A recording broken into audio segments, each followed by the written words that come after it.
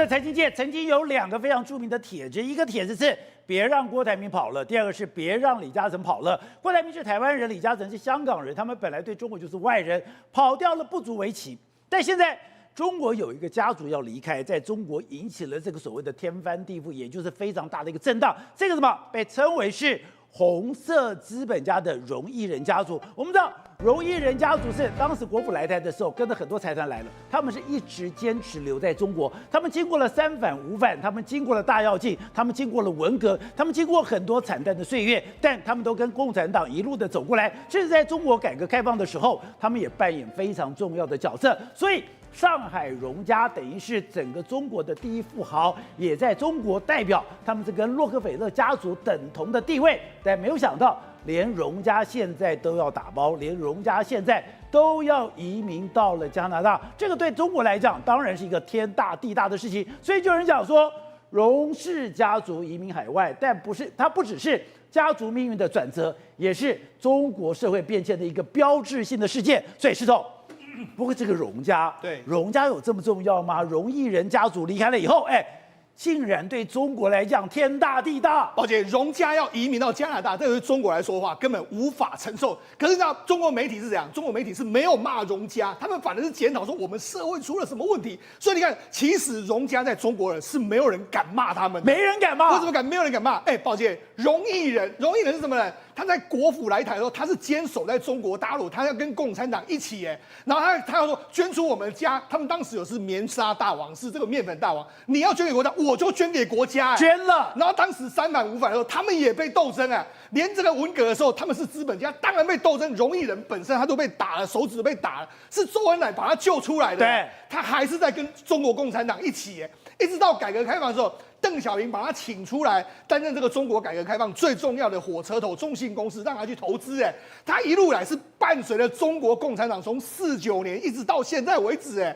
所以没有人敢对他们怎么样。他后来担任什么政协副主席，还担任了国家副主席。那在中国是非常重要的，连这个毛泽东都说他是红色爱国资本家，所以他不是红色资本家，他是红色爱国资本家。对，所以他的地位，你知道他在中国地位是完全不一样。就是他们现在家族要走了，那为什么家族要走了？这为什么会有这件事情呢？主要原因就是有一个搬家公司他在那边他就是说抛一个这个影片，就说你看我们的。搬家公司准备要把它搬到加拿大去，而且我们这个远洋运输的搬家公司，没错，他就搬了很多东西，然后就把这个照片全部都抛出来。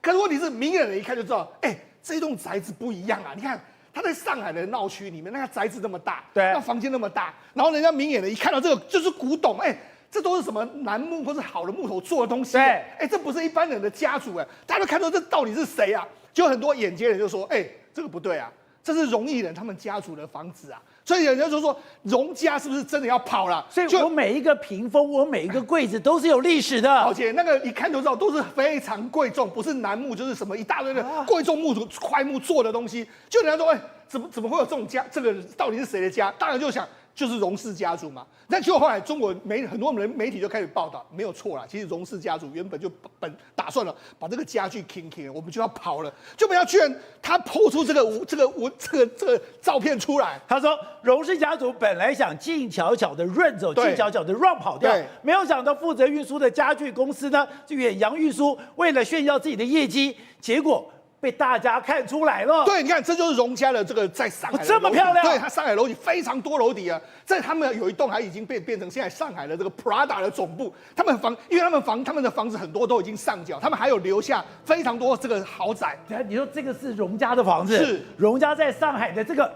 这个洋房很多豪宅，只是说有很多栋已经就捐给国家，他们还有非常多，所以荣家真的是，宝杰你知道吗？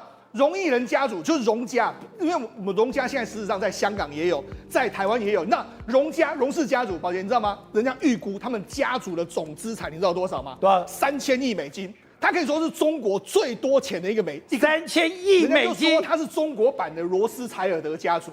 那结果他现在要撤出他的中国大本营，你就知道说这个对中国来讲。他们没办法去指责他，为什么？因为现在大家都知道为什么他们让习近平最近在20届的中央纪委的这个第4次全党的这个发表会，他重要讲话说什么呢？他说：任何犹豫动摇，这个松懈手软或半途而废，都将要犯到颠覆性的错误。要保持高姿压姿态，一步不停歇，半步不退让。他说继续反贪腐的斗争，一步不停歇，对，半步不退让，而且他把它升高局势。那你看到这个荣家，他说，这个这时候不跑更待何时？所以他才会原本要静悄悄地跑。那中国，我觉得中国也不敢挡他。以荣家这么样的地位，我不可能宣扬这件事情，但是我也不能阻止你走。那你要走，你就悄悄走。就比方这个搬家公司啊，你哪壶不开提哪壶，你把它踢爆了之后，现在中国网友大家都在讨论这件事情。所以刚才讲，这已经不是我们讲的，这是网易新闻里面直接讲，2025年中国第一件大事是什么？荣氏全家移民加拿大。对，这不是我们讲，这是网易新闻都贴出来，他们贴出来说。没有人敢挡这个新闻。那你看他是说什么啊？红顶商人的困境的这个体现啊，然后还有家族发展的策略，然后社会的讯号是一个著名的家族的这个出走，然后还有对当前政策的反思。他还讲这个，网易的文章讲到这个，不是你讲他怪是说。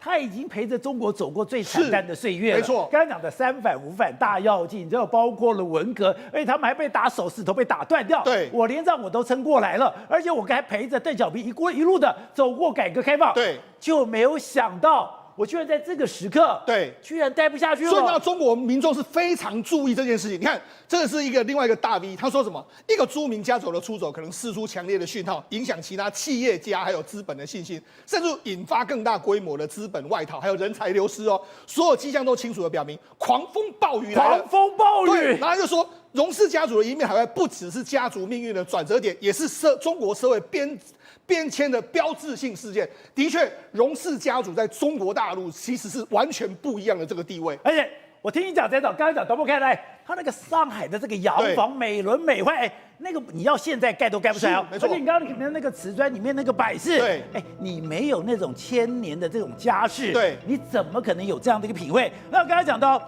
他的当时，这个是他跟邓小平的拍照，对，没错。还有导播看这个，我觉得最妙的。当时中共不是有个开国典礼吗？对，开国典礼里面不是坐了一台车吗？这个就是林彪吗？对，他坐的谁的车？他的 Buick。对，他的 Buick 就是荣家的。对，那荣家是真的是完全是这个完全不一样的规格。为什么这样讲？那改革这个所谓中国真是占领大陆的时候，事实上当时他们并没有离开，他们就说好，我们为什么他不敢离开？宝杰知道吗？因为当时他被国民党调查，荣毅人被国民党为什么要调查他？因为他就说，你们这个面粉有掺假，我们这个东北战争会败，就是因为你们这个面粉掺假。原本要把荣毅人抓起来，要把他枪毙掉，后来是因为这个中共占领了上海，所以他说没有事。没有事之后，他就说：“那我要积极配合嘛。”所以中国所有的政策，你要我上缴我家里面的什么棉花厂啦，这个所谓纺织厂，我全部都给你，所以等于是上缴给中央。那他们还办什么公私合营嘛？就是没错，我放弃你让那个公有化，我这样没有。所以他一开始是配合这样，所以红色资本家嘛。那后来这个所谓的，因为什么这个毛泽东会说他是爱国红色资本家？因为中国所有大事件都跟他有关。刚才宝杰讲开国典礼上面，他们这台车，这是中国唯一一次他们在开国典礼上的阅兵大典的车是用美国车，这是别克。但因为什么？这个车是哪里来？是荣毅人借给他的。就是说，我们家的这个车子，因为你要开国典礼，总是要非常好的车子嘛。中国当时找不到，就只有他有这个车，然后借给他，不是借给一台，是借给整个车队，整个车队都给你们用。好，那除了这个之外，还有韩战。韩战的时候，你看中国当时根本没有几架飞机，荣毅人就说，既然要打韩战，抗美援朝，他捐了12架战斗机，然后捐12架战斗机，然后又说什么大量的物资，你要什么面粉啊什么，我都全部捐给你。所以他当时是这样子捐给，所以为什么他会是红色爱国资本家，就是这个样子啊！你国家有难，你就在这里面啊，所以你没有问题。毛泽东是非常，那毛泽东每一次去上海，他都一定会去一个地方，就是去荣家，他一定会去，所以他跟毛泽东的关系是你看，这就是毛泽东跟他们的关系，是相当密切的。而且刚刚讲的改革开放里面，邓小平要的也是安民心，他的这个第一个安定时，就是叫荣毅人出来主持大局。主持大局？他居然当时成立了一家公司，就现在非常有名的中国国际信托投资公司。对，那我刚才不是讲吗？他后来3反5反他都被斗争，然后改那个所谓的这个文革他还没打手，但是问题是。现在这个文革过去了，邓小平还是说，我们还是请你做，他还是愿意帮中国一把，所以他当时就成立一个叫中国信托投资公司，就是中信集团。好，他当时就说用荣毅仁你来担任所谓的总裁，让你来管。所以当时保监长荣毅仁当时是什么？所有中国改革开放民间企业最重要的推手就是他，所以他开始说中国的什么航运业什么业一大堆都是他开始创的，所以也是从他开始，中国改革开放的企业才开始这个开枝散叶，对，甚至最早去香港，让他后来用这个中信去香港买了，包括说像这个港龙航空、国泰航空，还买了香港电信，都是他买的。对，就是他一开始去这个深入香港，所以其实他对中国改革开放是完全，你要说他是第一功劳，其实也没有人能够真的比得上荣毅仁的。而且他们家的这个财务有多少？有一个也就是说有一个直播主，对，他不知道弄来什么，随便的一个小，你看这个中小小的邮票哦，是。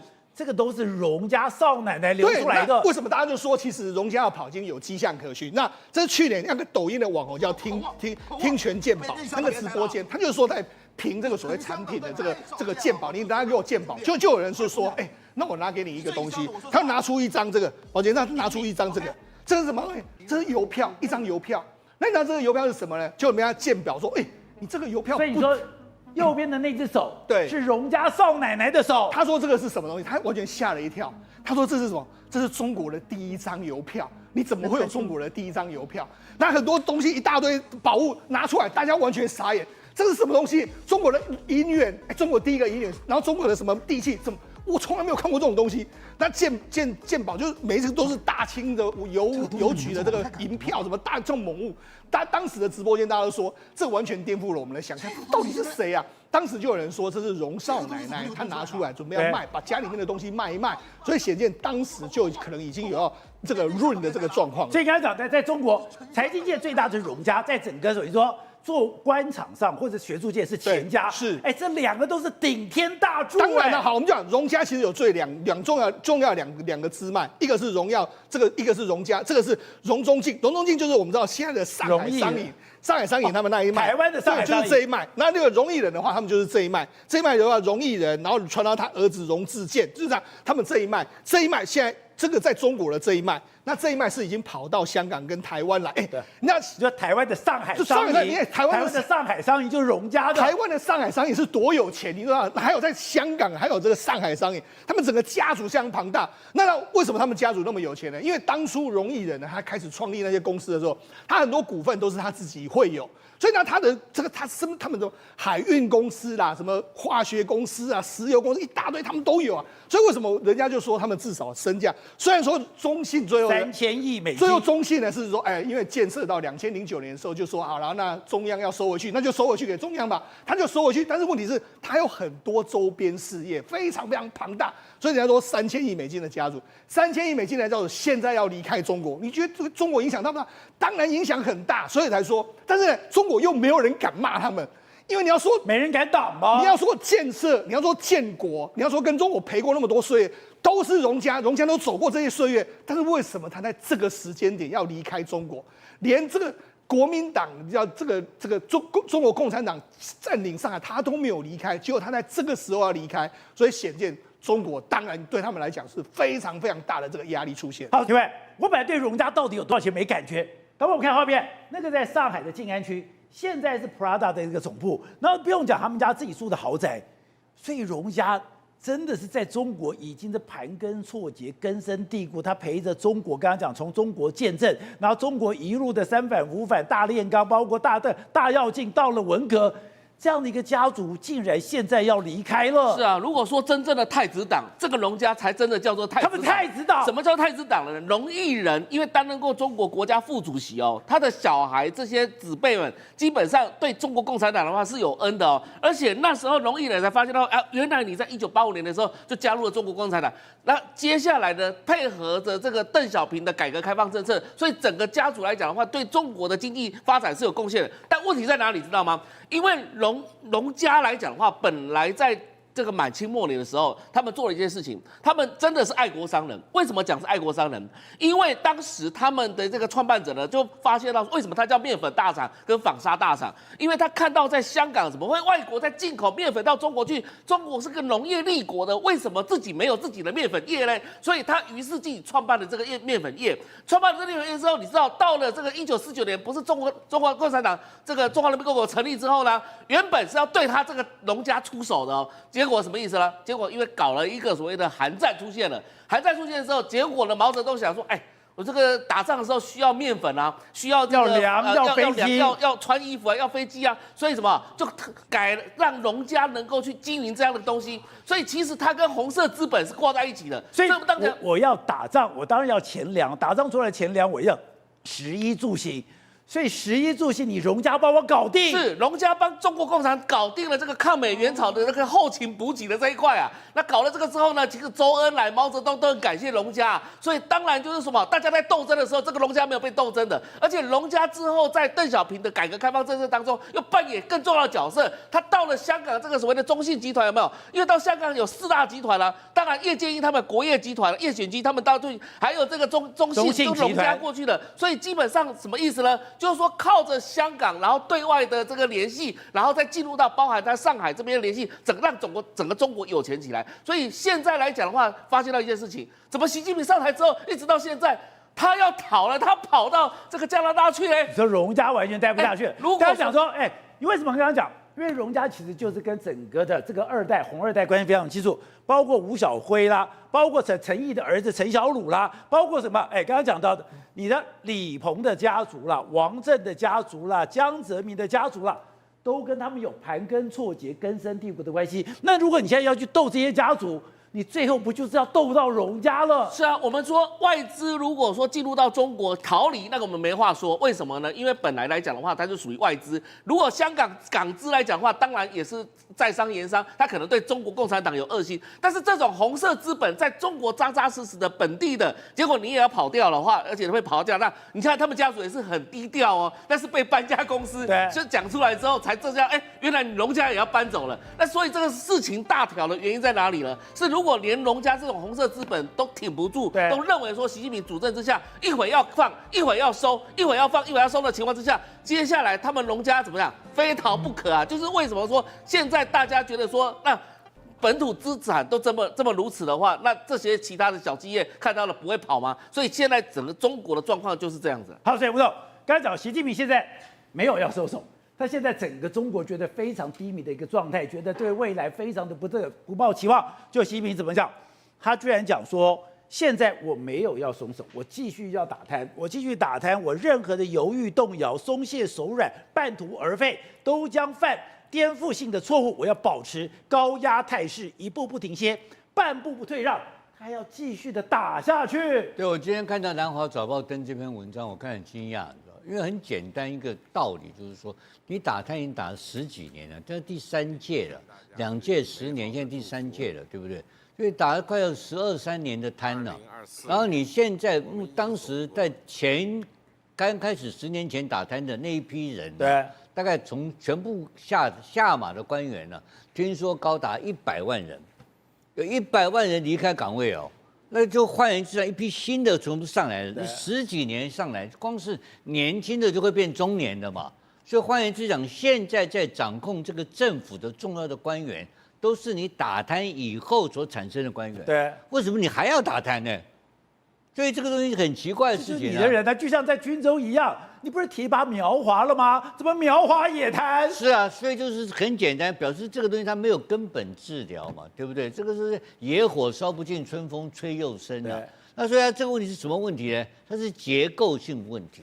那你结构性问题就不是靠你领导人的意志力可以改善的嘛，也就不可能了嘛。所以应该讲说，对他习近平靠着打贪而上位这件事情。在这一个阶段来讲的话，有全世界的有识之士，或是懂中国的科学人来看他的话，他已经是一个失败的打贪的一个领导者。因为他这个打贪已经说没有任何能量了，也得不到支持了。对，没有了嘛。而且这个目前的情况来讲，现在这个情况，今天他的打贪是为了什么？已经不是为了要改善、要改革了嘛。今天的打贪是为了斗争嘛，他很明确的，现在的打贪是第3届的打贪啊，那是为了保持他的权力的斗争，并不是为了要把共产党又总有革新的这种作为，没有这个没有的作为。你看军方已经腐败到这种程度，对，然后到了各地的官员，包括到了2线跟3线城市，连薪水都发不出来。现在年轻人失业率到什么程度，你知道吧？到了不敢报道。政府本来以前不是每年要报道个年轻人失业率吗？现在都是千万人了，这不敢。年轻人失业率为什么重要？太重要了，因为那是社会动乱的因子。他现在年轻人失业率连谈都不敢谈，因为现在第二快过年了。再来就是说，他的四中全会还没有开，四中全会开下去的话，你的人事到底要不要动？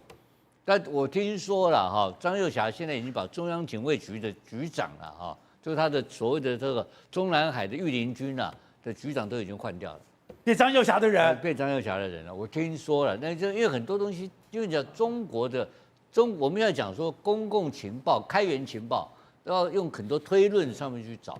那到底现在军方跟他是属于什么关系？当然，荣毅人这个事情是一个指标，是一个非常大的指标。真的很严重吗？我这样讲了，你认为是打包工人发现这个消息跑出来的吗？当然不是，对嘛，有人放嘛，是谁放的嘛？当然共产党自己放的嘛。那放的人有两面说法嘛，对不对？一个是要修理荣毅人嘛，对不对？另外一个就是说借着荣毅人的出手来修理中央嘛，对不对？你怎么能让他怎么敢这样子大的？表示人早就走掉了嘛。基本上是你搬出啦，在搬家搬给党意营造啊！而且我们现代化的社会、现代化的金融要转移资产的话是要靠什么？我跟你讲，手机就把你转移掉了，咔几个密码就到瑞士了嘛。然后你需要搬家，对，我就拍垮娘嘛，那给你难看而已，他差这个吗？不差嘛，就是给你共产党难看嘛。那你怎么玩？所以你说这是荣家的回马枪？当然是啊，不是荣家这一批人，鬼挂郎，他们一整批红二代人，就是这些在富二代有钱的2代人，就跟你干嘛？所以这个是个指标，这个指标你不要忘记啊，你去查他的资料，他是公元2000年的时候富比士计算的不是别人算的中国第一首富，2000年中国第一首富大哥那不是台湾首富那些郭台铭、林百里，他是中国第一首富，那个财产多少钱我们不知道，我跟你讲，那都是估不出来的财产嘛，所以刚刚我们施中兄讲说3000亿美金，吓死人了！3000亿美金是世界第一首富，你知不知道？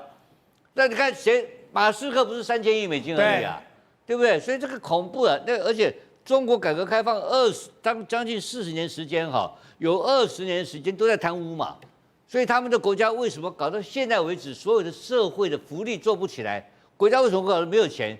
钱去哪里了？被贪了，贪掉大部分，就是他阶级的分配不平均。而造成了今天的窘境嘛，所以这个时候，习近平我认为在做这个，在跟中纪委大会上宣布要加大力度打贪我觉得这个是属于出口转内销的动作他是宣示动作而已他做不到的啦。对，他做不到，因为这个现在很简单嘛，马上美国压力来了嘛，你有什么能量去面对美国压力？对，所以中美的斗争立刻要开始了。那这个川普只要跟我说。我跟他的关系是好朋友的人，那个人都倒霉。川普只要强调这个人跟我好朋友，对，他说金正恩跟他也好朋友啊，普丁也好朋友啊，哪一个不倒霉？都被川普修理。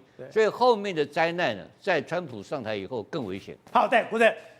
现在没想到中国第一家族荣毅人家族居然要离开了。你们跑财经知道说，那对中国来讲是天大地大的事情。除了他们现在讲说，他们现在荣家第3代有可能被对付在，最可怕的是。中国的经济根本已经没救了，中国的经济只会江河日下。对，农家的撤离代表中国的民营企业家完全没有机会了，没有希望了，没希望了。因为当年邓小平、吴郭燕把荣毅人请出来，就是希望打造一个对外、对全世界信任，说中国改革开放是真的，所以是请他来借外资发展出中国经济。50年来的路是这样走出来的。荣家厉害到外国人会相信他。对，到现在台湾还有他的资产呢、上海储蓄银行是他的，台湾228事变之后的沈主席是龙家的妹夫啊。他其实到全世界还是，所以毛泽东说龙家是中国唯一可以说的是财团的人。他们家还当过台湾省主席，台湾省主席魏道明就是他妹夫。魏道明到现在上海储蓄银行还是魏家，还是龙家的。还有在台湾你可以看到中国旅行社也是魏家的，中国旅行社是他家的。所以季星级是怎么评价？所以在那个什么太鲁阁那个精英宾馆那个地主是他们家的。对啊，当然是他们家。龙家被毛泽东说，中国的所有的人能够说财团的，只有龙氏一家才是财团。在民国的时候，一半的中国是吃他的、穿他的。可是，在文革的时候，他被打断手指，一只眼睛瞎了，还去罚去扫厕所，就是这只手在扫厕所，把马桶刷得很亮，是非常惨的。不是，你是中国第一首富，手指头被打断，还去扫厕所，眼睛还被打瞎了，还是瞎了一只眼啊！所以他在文革的时候非常的惨。蒋经国在上海打老虎的时候抓的就是龙家的，是蒋经国日记还跑到无锡，当初无锡龙家是从无锡发家的，一半的无锡是龙家的，这记录在蒋经国的日记里面哦。无锡有一半是他们家的田。蒋经国当初在上海打老虎、打贪的时候，打草费的时候，就是跑到无锡去考察，所以他见识过龙家到底有多富。所以后来中国建国之后，他是当上海副市长、中国政协副主席，后来又被文革打到去扫厕所铲煤，把厕所扫得非常的亮，还自己买盐酸去扫厕所，扫得很亮。可是中国改革开放，邓小平再出来，陈云再出来的时候，是举办了一个五老吃火锅，叫五老火锅宴。这其实改变了中国的经济发展。为什么要改变这个经济发展？是他请出5个大佬，最重要是要请龙毅人成立中国国际信托公司，要让世界相信他改革开放是真的，要借世界的力量。因为龙家在海外还有非常多的资产，所以为什么叫中国国际信托公司？为什么前面要加2个字？国际，这是邓小平坑他了。中国不会给你钱，你要去国际借钱。钱是这样借来的。成立中信集团，我给你招牌，所有的钱你要自己搞定。中信集团前面要加2个字，叫国际，钱不可以从中国募。所以第一笔钱是跑到日本野村借了100亿日币，去拯救一家上海仪征化工。从此这个发展模式叫仪征模式。借外资的钱来发展中信，所以才打造出中国今天的4大财阀之一的中信泰富集团。中国现在整个经济就是4大财阀：保利、华润、招商局，再来就是中信泰富集团。所以他走了，代表什么？中国民营企业家还有希望吗？外资还能相信中国？因为请他出来是要招募外资，是让世界相信改革开放是真的，是邓小平、陈云这么想的，所以他走。这是很严重的一件事情你不讲我都不知道那么严重。而且我们看到现在中国，你说我已经念到清华的这个硕士哦，我干嘛？我当清洁工。我已经念到那个所谓的金融这个财经的这个高那个金融的硕士哦，我干嘛？送外卖的，他全部都是然后另外讲说，现在这种以前不是投行吗？投行都一掷千金，他说现在投行早都挂掉了。所以龙家代表是什么？中国的投资啊，中国的信赖啊，他做中信泰富是投资银行，做租赁的啊。中国地产业跟金融业现在就是最惨的，就是金融跟地产啊。你看失业人潮，建筑业至少5年少1000万的就业机会，金融业500。现在中国倒了最多的是什么？已经开始在倒银行跟投行。所以你不讲我没看，中国这过去的5年，金融业少了580万人。住宅建筑业过去5年少了1000万人，先倒建筑业，建筑业的烂账会倒到谁？倒到银行嘛。所以一度中国现在倒了上千家的中小型的银行，全面在倒。中国的大银行就中信泰富，它是中国大银行，所以为什么它也做不下去？它看到整个是崩溃，所以银行倒了非常惨。那银行倒的是什么？90后、95后这些，就像当年的龙毅人去扫厕所一样，37岁投行，在里面干嘛？没有工作，没工作。以前投行的生活多风光啊！要有多有钱，多有钱。现在每天都假装在星巴克里面假装上班，现在有太多假上班的公司嘛。投行的工作就变成这样，因为整个投资什么都完全不见了，所以整个龙家撤离，看到就整个大环境的反应，中国的民营经济还有希望啊？没有希望，你不可能再成为龙氏家族、红色资本家了，对都没有了，大家应该赶快走。所以投行在裁员、金融业状况，整个都是活人跟死的是一模一样的。更惨的是，你可以看到数字就可以看出来，整个外汇存底。你经济越差，你外汇存底，所以少了2兆。华尔街日报现在吓死了，这代表什么？中国的外汇出口是在赔钱，它很难收到钱嘛，所以外他汇去年少了2兆台币，2兆台币，金额一直在往下降嘛，代表整个中国已经从地产烂到金融，烂到投资业，没有人在投资，民营国际都对它没有信心了。对，我们刚才讲说，现在中国这个经济崩溃，更可怕的是，你现在看到后面，大家喊着，导播可以放心，高喊着放人，而且不是一些人，是有5万人。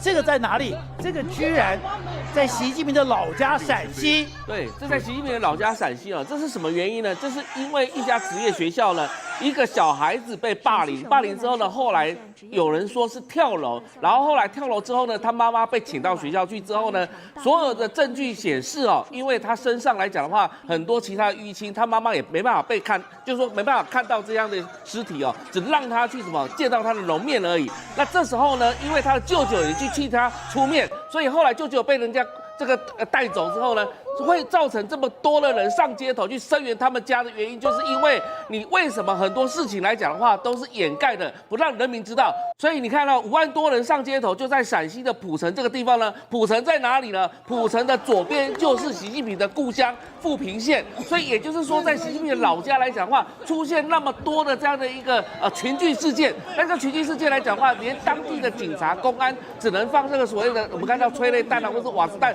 等等之类的来驱逐民众，甚至武警也还没办法进来。但是呢，大家会怀疑说，那这样的一个情况，为什么在整个中国大陆到处会发生这种群聚事件，或者是所谓的霸凌事件呢？其实说真的，有学者就分析因为共产党就是要求什么，大家做斗争，所以其实这个暴力之气，其实在整个中国大陆渲染开来。你看这个小女生，她打得满身是血，她这次打得真的非常激烈。是因为你知道，在中国来讲的话，这种霸凌事件没办法处理情况之下，又加上整体的经济状况下滑，所以你看到在习近平的统治之下，现在整个中国到处各地都出现所谓抗议人潮，而且我们知道说，他们基本上希望的就是追求一个真相，追求一个公平而已所以有很多事情也同时在发生，比如说之前也有去年有一个女孩子叫做李怡雪，她其实是江西人。那江西人呢，她基本上来讲的话，会控诉说所谓的公安警察呢对她进行毛手毛脚的，所以她因为这样子呢，所以就被神经病，你知道吗？所以就变成说被她抓到所谓的神经病院去，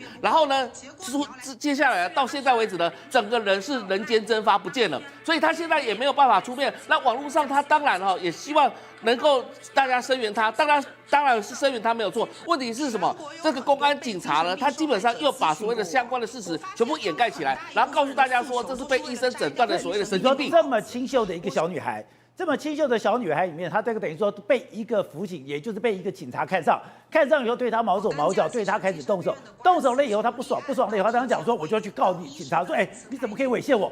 就她去告官，这是2022年发生的事情。他居然就莫名其妙的被关到精神病院。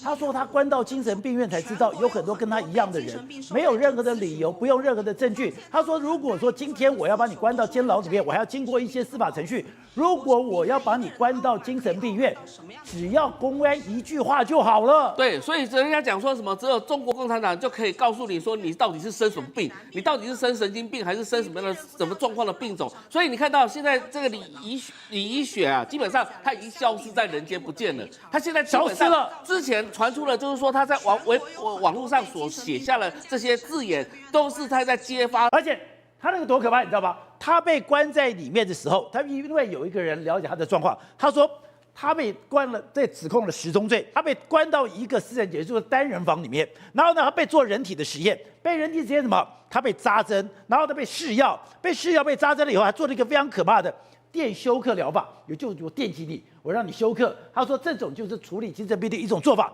不但非法经济，甚至你所有的财务状况，我还帮你给清算。